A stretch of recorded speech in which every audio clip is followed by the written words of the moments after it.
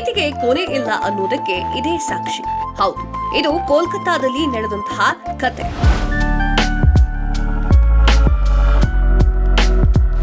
ಕರಿಷ್ಮಾ ಅನ್ನುವಂತಹ ಹುಡುಗಿ ಧೀರಜ್ ಎನ್ನುವಂತಹ ಒಬ್ಬ ಹುಡುಗನನ್ನ ತಾನು ಲವ್ ಮಾಡ್ತಾ ಇದ್ಲು. ಇದು ಅವರ ತಂದೆ ತಾಯಿಗಾಗ್ಲಿ ಅಥವಾ ಅವರ ನೆಂಟರಿಸ್ಟರಿಗಾಗ್ಲಿ ಯಾರಿಗೂ ಕೂಡ ಇಷ್ಟ ಇರಲಿಲ್ಲ.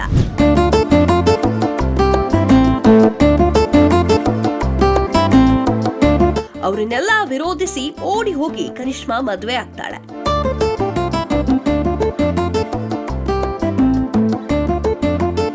ಹೀಗೆ ಹಲವಾರು ವರ್ಷಗಳು ಪ್ರೀತಿಯಿಂದಲೇ ಕಾಲವನ್ನ ಕಳೀತಾರೆ. ದೂರದಲ್ಲಿ ಬೆಟ್ಟದ ಮೇಲೆ ಇರುವಂತಹ ಒಂದು ಮನೆಯಲ್ಲಿ ಅವರಿಬ್ರು ಬಾಡಿಗೆ ಉಳಿತಾರೆ. ಅಲ್ಲೇ ಸಂಸಾರವನ್ನ ಮಾಡೋಕೆ ಶುರು ಮಾಡ್ತಾರೆ. ವಿಧಿ ಬರಹ ಎಂತ ಘೋರ ಅಂತಾರಲ್ಲ, ಹಾಗೆ ಆಗ್ಬಿಡುತ್ತೆ ಅವರಿಬ್ಬರ ಪ್ರೀತಿಯಲ್ಲಿ.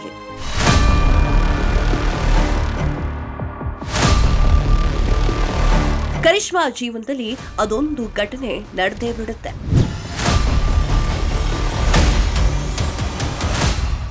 ಮದುವೆಯಾಗಿ ಇನ್ನೇನು ಫಸ್ಟ್ ನೈಟ್ ಅನ್ನುವಂತಹ ರಾತ್ರಿಯಲ್ಲಿ ಗಂಡನಿಗೆ ಹಾಲನ್ನ ತೆಗೆದುಕೊಂಡು ಕರಿಷ್ಮಾ ಹೋಗ್ತಾಳೆ. ಮಂಚದ ಮೇಲೆ ಗಂಡ ಕೂತಿರ್ತಾನೆ. ಹಾಲನ್ನ ಕೈಯಲ್ಲಿ ಇಟ್ಟು ಕುಡೀರಿ ಅಂತ ಹೇಳಿ ಸಂತೋಷದಿಂದ ಆಕೆ ಪಕ್ಕದಲ್ಲಿ ಬಂದು ಕುಳಿತುಕೊಳ್ತಾಳೆ. ಆ ಹಾಲನ್ನ ಕುಡಿದ ಕೆಲವೇ ನಿಮಿಷಗಳಲ್ಲಿ ಗಂಡನ ಪ್ರಾಣ ಪಕ್ಷಿ ಹಾರಿ ಹೋಗ್ಬಿಡುತ್ತೆ.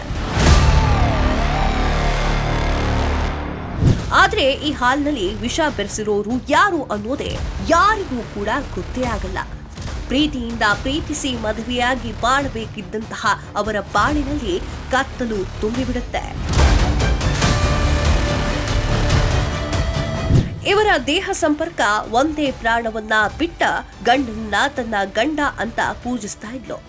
ಪ್ರತಿದಿನ ಅವಳು ಮಲಗುತ್ತಿದ್ದಂತಹ ಹಾಸಿಗೆಯ ಪಕ್ಕದಲ್ಲಿ ಒಂದು ಗ್ಲಾಸ್ ಹಾಲನ್ನ ಇಟ್ಟು ಜೀವನವನ್ನ ಸಾಗಿಸ್ತಾ ಇದ್ಲು. ಅದೇ ಒಂದು ಅವಳ ಜೀವನದಲ್ಲಿ ಆ ಒಂದು ಘಟನೆ ನಡೆದು ಬಿಡುತ್ತೆ. ಅದೇ ಏನಪ್ಪಾ ಅಂತಂದ್ರೆ, ಅವಳು ಇಡ್ತಿದ್ದಂತಹ ಹಾಲು ಬೆಳಿಗ್ಗೆ ಆಗೋದ್ರೊಳಗೆ ಖಾಲಿಯಾಗ್ತಾ ಇರ್ತಿತ್ತು. ಇದು ಕುಡಿತಾ ಇದ್ದವರು ಯಾರು ಅನ್ನೋದು ಕೂಡ ಇನ್ನೂ ಕೂಡ ಯಾರಿಗೂ ಗೊತ್ತಾಗ್ತಾ ಇರಲಿಲ್ಲ.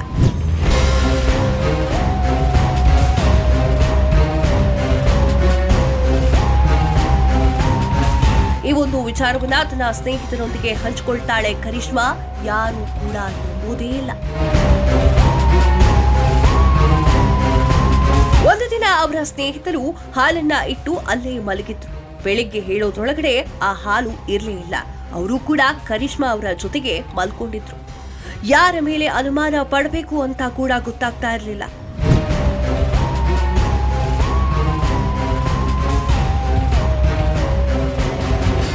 ಅವಳ ಗಂಡನ ಆತ್ಮ ಅಲ್ಲೇ ಇತ್ತು ಅನ್ನೋದು ಜನಗಳು ಯಾವಾಗ್ಲೂ ಮಾತನಾಡ್ಕೊಳ್ತಾ ಇರ್ತಾರೆ. ಯಾರಿಗೆ ಅನುಮಾನ ಬಂದ್ರೂ ಕೂಡ ಹಾಲನ್ನ ತಂದು ಇಟ್ರೆ ಸಾಕು, ಗ್ಲಾಸ್ನಲ್ಲಿ ಹಾಲು ಖಾಲಿಯಾಗಿ ಬಿಡುತ್ತೆ.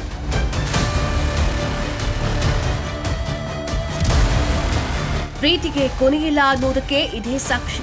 ಕರಿಷ್ಮಾ ಜೀವನದಲ್ಲಿ ಗಂಡ ಇನ್ನೂ ಅವಳ ಜೊತೆಗೆ ಆತ್ಮವಾಗಿ ಅವಳ ಹಿಂದೆ ಸುತ್ತಾಡ್ತಾ ಇದ್ದಾನೆ ಅನ್ನುವುದಕ್ಕೆ ಹಲವಾರು ಸಾಕ್ಷಿಗಳು ಕೂಡ ಸಿಕ್ಕಿದೆ.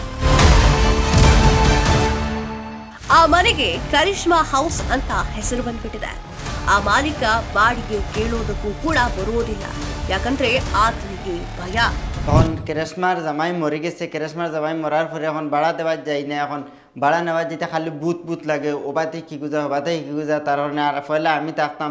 তার পরে এমন হয়েছে এখন ওবাদি দিন যাইতে ওবাদি বুত লাগে, হবাদি গেলে ওবাদি বুত লাগে, বুঝা আখটা কি গুজার যাওয়াত গেলে এখন আমি বাড়া নেবা বাদ দিলাইছে। আমার বাপে বাড়া দিছিলা, পয়লা আমি থাকতাম। এখন কইয়া পয়লা আমি থাকতাম না, ও বাড়ার কারণে আমি এখন যাওয়া বাদ দিলাইছি। ಕರಿಷ್ಮಾ ಮೇಲೆ ತುಂಬಾ ಜನರ ಹುಡುಗರು ಕಣ್ಣು ಹಾಕ್ತಾ ಇದ್ದಾರೆ. ಅವಳನ್ನ ಮತ್ತೆ ಮದುವೆಯಾಗಲು ಕೇಳ್ತಾ ಇದ್ರು. ಆದ್ರೆ ಕರಿಷ್ಮಾ ಒಪ್ತಾ ಇರಲಿಲ್ಲ. ನನಗೆ ಮದುವೆಯಾಗಿದೆ, ನನ್ನ ಗಂಡ ನನ್ನ ಜೊತೆ ಇದ್ದಾನೆ ಅಂತ ಎಲ್ಲರ ಹತ್ರನೂ ಕೂಡ ಕರಿಷ್ಮಾ ಹೇಳ್ಕೊಂಡ್ ಬರ್ತಾ ಇದ್ದಾಳೆ. ಆದ್ರೆ ಅವಳ ಜೊತೆ ಇದ್ದಿದ್ದಾದ್ರೂ ಯಾರು? ಒಂದು ದಿನ ಹೀಗೆ ಇದ್ದಾಗ ಕರಿಷ್ಮಾ ಪ್ರೆಗ್ನೆಂಟ್ ಆಗ್ತಾಳೆ. ಅವಳ ಗಂಡ ಇಲ್ಲದೆ ಆಕೆ ಪ್ರೆಗ್ನೆಂಟ್ ಆಗ್ಲು ಎನ್ನುವಂತಹ ಮಾತು ಊರ ತುಂಬಾ ಹರಿದಾಡೋಕೆ ಶುರುವಾಗುತ್ತೆ. ಆದ್ರೆ ಆ ಮಗುವಿನ ತಂದೆ ಯಾರು ಅನ್ನೋದು ಇನ್ನೂವರೆಗೂ ಕೂಡ ಯಾರಿಗೂ ಗೊತ್ತಿಲ್ಲ. ಇದಕ್ಕೆ ಉತ್ತರ ಯಾರು ಕಡೆನೂ ಕೂಡ ಇಲ್ಲವೇ ಇಲ್ಲ. ಆಕೆಗೂ ಕೂಡ ಇದರ ಬಗ್ಗೆ ತಿಳಿದಿಲ್ಲ, ಗೊತ್ತಿಲ್ಲ. ಆದ್ರೆ ಕರಿಷ್ಮಾ ಜೊತೆ ದಿನ ರಾತ್ರಿ ಯಾರೋ ಮಲಗಿದಂತೆ ಭಾಸವಾಗ್ತಿತ್ತು ಅಂತ ಹೇಳಿ ಅವಳು ಅವಳ ಸ್ನೇಹಿತರೊಂದಿಗೆ ಹೇಳ್ಕೊಂಡಿದ್ಲು. ನಂಬಿದ್ರೆ ನಂಬಿ, ಬಿಟ್ರೆ ಬಿಡಿ. ಇದು ಸತ್ಯ. ನಾನ್ ಕೇಳಿದ್ದನ್ನ ನಿಮ್ಗೆ ಹೇಳಿದ್ದೇನೆ. ಮತ್ತೆ ಮುಂದಿನ ಸಂಚಿಕೆಯಲ್ಲಿ ಮತ್ತೆ ಸಿಗ್ತೀನಿ.